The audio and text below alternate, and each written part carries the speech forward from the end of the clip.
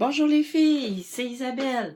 Euh, je voulais vous montrer comment réaliser une petite fleur à partir de pas grand-chose. Alors, je sais pas si vous voyez bien ma petite fleur ici, là. Ça faisait très longtemps que j'en avais pas fait. Puis, j'ai sorti cette technique-là, puis je me suis dit, ah non, ça fait trop longtemps, faut que je leur montre comment faire des fleurs, surtout que c'est le thème des fleurs pour le crop de ce mois-ci. Donc là, j'ai pas fait mon projet encore au moment de la vidéo, mais je me promets de faire une carte ou quelque chose avec ma fleur que je vais vous montrer. Donc, je vous montre comment réaliser cette fleur-ci.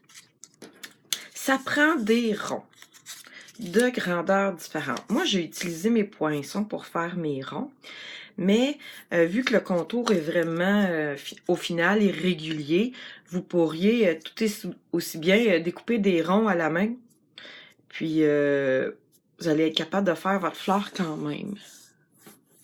OK, c'est parce que j'ai zoomé ma caméra pour bien vous montrer. J'espère que j'irai pas hors caméra. Donc, on commence. J'ai besoin de 3 ronds. Si on voudrait la faire plus grande ou plus petite, on peut mettre le nombre de ronds qu'on veut. Et je vais mouiller mon papier à motif. Donc, je vais le mouiller et je vais faire des petites boules avec, comme ça. Avec les 3 ronds, je vais faire des petites boules. Donc, gênez-vous pas pour faire des tests, c'est vraiment le fun à faire. Puis, mettez-les sur vos projets, j'ai hâte de voir qu'est-ce que ça va donner. Donc, j'ai fait mes 3 petites boules. Je les mets de côté. Et j'en ai fait 3 autres tantôt et je les ai faites sécher. Parce que pour la suite, il faut quand même que ça soit bien sec si on veut arriver à les coller.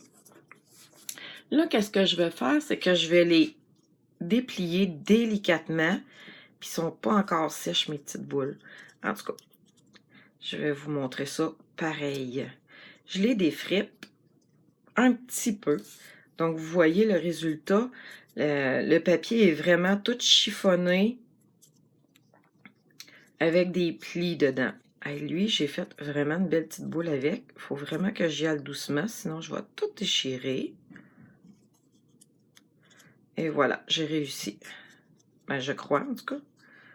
Donc, allez-y vraiment doucement quand vous défroissez vos boules. C'est un petit peu déchiré ici, mais c'est pas grave parce que au final, la boule, pas la boule, mais la fleur, elle va être toute friponnée. Donc, je défais ma 3e petite boule. Et voilà. Pour donner un petit peu plus de texture, je suis venue chercher mon tampon de la même couleur. On pourrait essayer une couleur différente. Et je vais venir tout simplement prendre mon rond et le tapoter dedans. Donc, vous allez voir, l'encre accroche beaucoup plus aux endroits où le papier a été friponné. Donc, je vais le faire pour mes 3 ronds.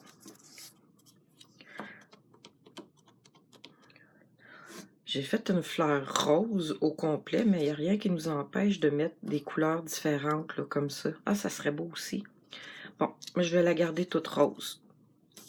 Et voilà. Donc, j'ai mis de l'eau, j'ai friponné mon papier, je les ai fait sécher. Après ça, j'ai mis de la couleur. Maintenant, je vais venir former ma fleur. C'est pour ça que je vous dis que c'est mieux quand c'est un peu plus sec, parce que là, je vais avoir de la misère à coller mes ronds un par-dessus l'autre parce que mon papier est trop mouillé. Mais bon, on va le faire comme ça, pareil. Donc, je viens les superposer un par-dessus l'autre. Moi, j'utilise des points de colle, mais vous pouvez prendre la colle que vous voulez, là, ça n'a pas d'importance. Si je voudrais une fleur plus uniforme, moins friponnée, je pourrais la laisser comme ça. Mais pour arriver à un résultat comme ceci, là, je suis venue m'amuser avec, puis vraiment friponner mon papier pour lui donner la forme et la texture que je veux. Là, c'est vraiment à l'infini, vous pouvez la tripoter. quand je disais tantôt un petit peu sec, un petit peu mouillé, c'est dur à dire parce que si le papier est trop sec, vous allez avoir de la misère à la former. Puis s'il est trop mouillé, vous allez avoir de la misère à le coller. Donc, on taponne, puis on fait des essais. Et pour finir ma fleur, je suis venue lui mettre un gros brillant dans le milieu. Ceux-là, ils s'appellent les gemmes à facettes. Ils sont vraiment beaux. Donc, tout simplement comme ça. Et voilà, ma fleur est finie. Ça n'a pas été très long. En plus, je vous ai parlé pour vous expliquer comment faire. Puis, j'avais envie d'essayer quelque chose sur ma fleur qui est déjà sec. Elle est vraiment sec, celle-là. Avec une éponge, je suis venue prendre une couleur un petit peu plus foncée. Et je vais venir gratter comme ça pour faire ressortir encore une fois les plis. Ça fait ressortir mes plis et mes... c'est ça les plis. Regardez. Moi, je l'aime vraiment beaucoup.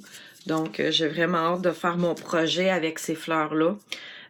Présentement, il n'est pas encore fait. Mais quand ça va être l'heure du crop, ben, probablement que je vais vous montrer mon projet final en même temps que ma technique de petite vidéo. Donc, j'espère que vous avez aimé mon petit truc. Je veux voir ça sur vos projets aujourd'hui ou demain. Donc, essayez-vous. Bye bye, bonne journée, à plus tard.